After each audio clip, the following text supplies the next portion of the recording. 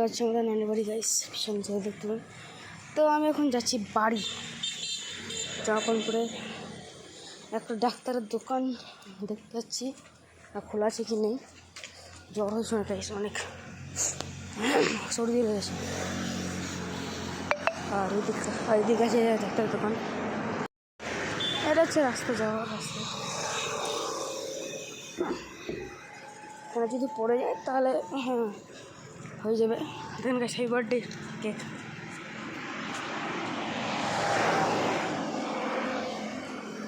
Doctor দেখো guys, তো খোলা আছে।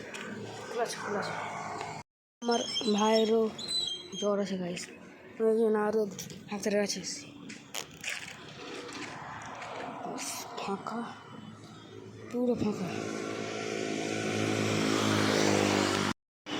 এদিক দিয়েও যা হয়, তো ওদিকে শর্টকাট রাস্তাতে নানি বাড়ি।